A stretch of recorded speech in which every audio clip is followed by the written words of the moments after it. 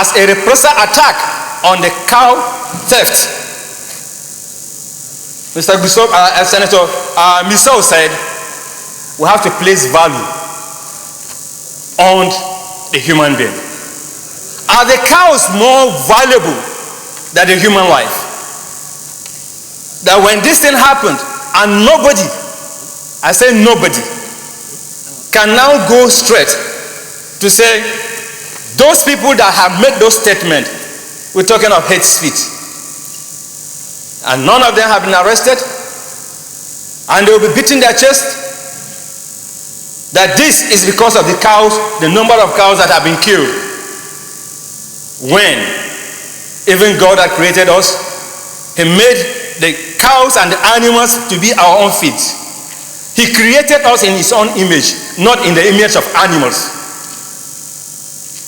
Nothing is being done in that aspect.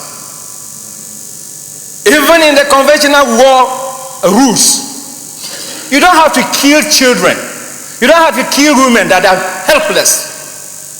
See children that are just but 1-2 years. See the way they have been butchered. This is very uncalled for. And yet I don't know whether the president is seeing all those things. I don't know whether the security people are seeing all those things. Why is it that they are not condemning it? President had never one day come out with a solution and said, this thing that is being done, this is the solution. What is the capacity of our military? I don't think we're up to 70,000 in army. Over 180 million people. Where is the justice?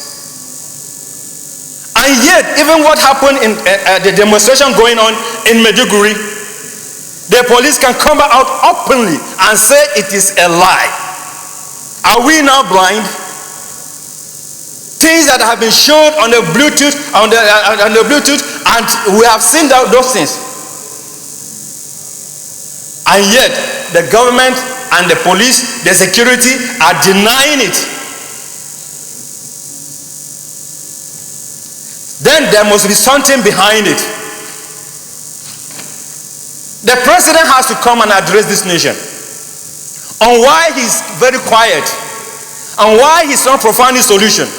When he came on his campaign train, I think that is what gave him the merit.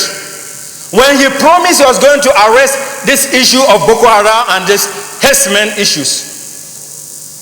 But today, he is folding his hands. And people are being killed on a daily basis.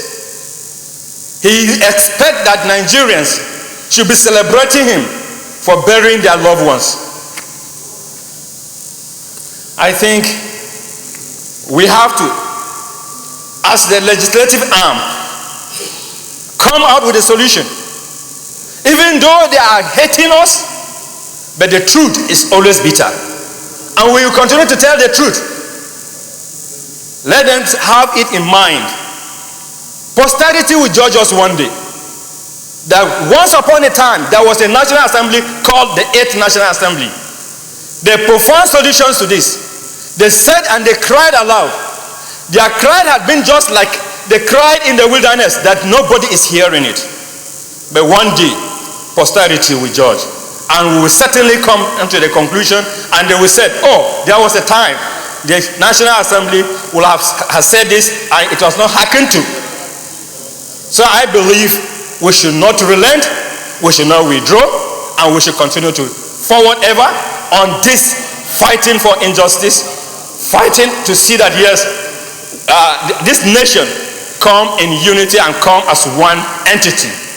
Because as it has been said earlier on, nobody, I was on a flight from Malaysia down to US the other time. I met with a German who said Nigeria is so corrupt because we sat side by side with him. I became very angry.